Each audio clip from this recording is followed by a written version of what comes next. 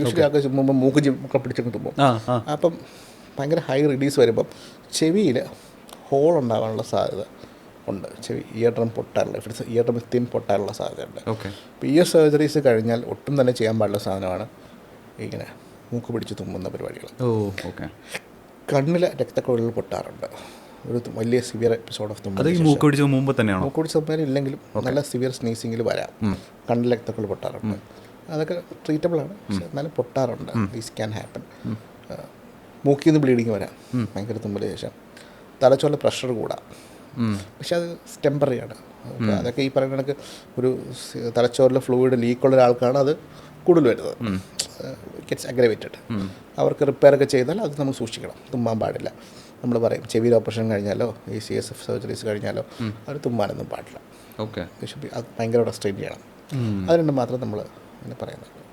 ഇപ്പോൾ ശക്തിയായിട്ട് നമ്മൾ തുമ്മുന്ന സമയത്ത് അയാൾക്ക് അസുഖമൊന്നും ഇല്ലെന്നുണ്ടെങ്കിൽ ആ തുമ്മലിലൂടെ ഇൻഫെക്ഷൻസ് സ്പ്രെഡ് ചെയ്യാനുള്ള ഒരു പോസിബിലിറ്റിയും ഉണ്ടോ? നമ്മളത് നോക്കേണ്ടതുണ്ടോ? ഇത് വളരെ വളരെ സ്പെസിഫിക് ആയിട്ടൊരു ക്വസ്റ്റ്യനാണ്. അയാൾക്ക് അസുഖമൊന്നും ഇല്ലെങ്കിൽ സ്പ്രെഡ് ചെയ്യാൻ സാധ്യത. അസുഖം ഇല്ലെങ്കിൽ എന്തോ സ്പ്രെഡ് ചെയ്യാനാ? ഇല്ല, അത്രയ്ക്ക് സ്പ്രെഡ്. ഈ അലർജി തുമ്മലുള്ള ആൾക്ക് അത് വരുന്നത് സാധാരണ സാധനങ്ങളാണ് വന്നത്. നമ്മളെ എൻ്റെയും ഗദ്ദാഫിയുടെയും നിങ്ങൾ അപ്പുറത്തിരിക്കുന്ന ആൾക്കാരെ എല്ലാവരെയും മൂക്കിൻ്റെ അകത്ത് പത്തോജൻസ് ഉണ്ട്. പത്തോജൻസ് അല്ല, മൈക്രോ ബാക്ടീരിയ ഉണ്ട്. അത് നോർമൽ മൈക്രോ ബാക്ടീരിയയാണ്. അത് വിൽ നോട്ട് കോസ് ഈ പറയണ അസുഖമൊന്നും കോസ് ചെയ്യില്ല. പക്ഷേ നമുക്കൊരു ഇൻഫെക്ഷൻ ഉണ്ടെങ്കിൽ അതിൻ്റെ കൂടെ തുമ്മയാണെങ്കിൽ അത് വളരെയധികം ഡിസ്റ്റൻസ് ട്രാവൽ ചെയ്യും. ഇപ്പോൾ ഇവിടെ ഇടുന്ന റൂമിൻ്റെ അങ്ങ് അറ്റത്തിരിക്കുന്ന ആൾക്കും കിട്ടും സാധനം തുമ്മിയ. അസുഖമുള്ള ഒരാളാണ് തുമ്മുന്നുണ്ടെങ്കിൽ. അസുഖമില്ലെന്ന് പറയാൻ പറ്റില്ലല്ലോ. അലർജി ഒരാളൊക്കെ അറിയാം. രാവിലെ എണീറ്റ് ഉടനെ തുമ്മൽ തുടങ്ങി മുക്കി വെച്ച് കണ്ണി വെച്ചിട്ട് തുമ്മൽ തുടങ്ങി, അത് നമുക്ക് അറിയാൻ പറ്റും.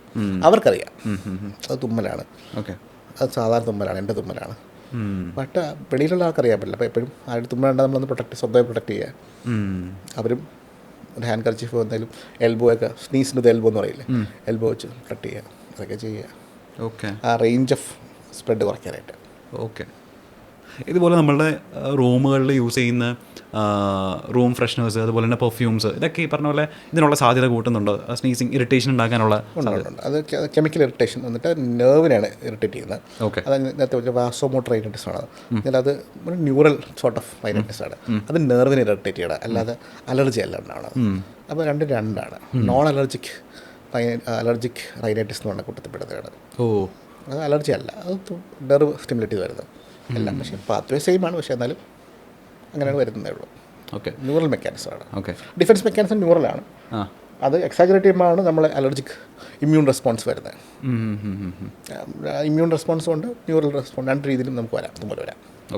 ഇനി എനിക്കറിയില്ലാത്തതുകൊണ്ടാണെന്ന് അറിയില്ല, അതങ്ങനെ തന്നെയാണോ എന്നും എനിക്കറിയില്ല. അതായത് നമുക്ക് മൂക്കടപ്പ് വരുമല്ലോ, മൂക്കടപ്പ് വരുന്ന സമയത്ത് നമ്മൾ ഒരു മൂക്ക് മാത്രമേ അടയാറുള്ളൂ, മറ്റേത് തുറന്നിരിക്കും. അല്ലെങ്കിൽ ഇപ്പുറത്തെ മൂക്കിനാണെന്നുണ്ടെങ്കിൽ ഇത് മാത്രമേ അടയുള്ളൂ, അപ്പുറത്തെ ഇത് ഇങ്ങനെ തന്നെയാണോ സംഭവിക്കുന്നത്?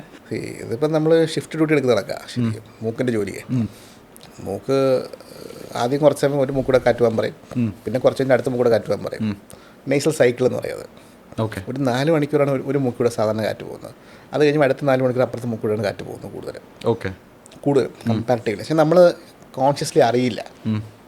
ബ്രീത്ത് ചെയ്യുമ്പോൾ രണ്ടത്തിൽ പോകും. പക്ഷെ നമുക്ക് ചെറിയ അടപ്പുണ്ടെങ്കിൽ നമ്മൾ ആ ഒരു മൂക്ക അടപ്പ് അറിയും. ചെറിയ എന്തെങ്കിലും ബ്ലോക്ക് ഉണ്ടെങ്കിൽ നമ്മൾ ആ ബ്ലോക്ക് അറിയും. വെറുതെ ബ്രീത്ത് ചെയ്യുമ്പോൾ 2 മൂക്കിൽ പോകുന്നു. സ്വന്തം ശ്രദ്ധിച്ചാൽ അതിൽ ഒരു മൂക്കിൽ കുറവാണ് പോകുന്നത്, മറ്റേ മൂക്കിൽ കൂടുതലാണ് പോകുന്നത്. ശ്രദ്ധിച്ചാൽ അറിയുള്ളൂ, അല്ലെങ്കിൽ അറിയില്ല. ബ്ലോക്കായാൽ, നല്ല ബ്ലോക്കായാൽ അതൊരു പത്തോളജിക്കൽ സാധനമാണ്. ഇങ്ങനെ അലർജി ഉള്ളതുകൊണ്ട് അല്ലെങ്കിൽ ഒരു റെസ്പോൺസ് വന്നിട്ട് ഒരു മൂക്കങ്ങ് അടഞ്ഞു, ആ സമയത്ത് ആ മൂക്കൂടെ കാറ്റ് പോകില്ല, അപ്പുറത്തെ മൂക്കൂടെ മാത്രമേ കാറ്റ് പോകുള്ളൂ. പിന്നെ ഈ മൂക്ക് തുറക്കുമ്പോൾ അപ്പുറത്തെ മൂക്ക് അടയും. അത് ആക്ച്വലി ഒരു അലർജിക് റൈനൈറ്റിസ് അല്ലെങ്കിൽ ഈ എന്തെങ്കിലും ഒരു റൈനൈറ്റിസിൻ്റെ പാർട്ടായിട്ട് വരുന്ന സാധനമാണ്. അത് അലർജിക്കിനകത്ത് വന്നിട്ട് അങ്ങോട്ടും ഇങ്ങോട്ടും മാറും.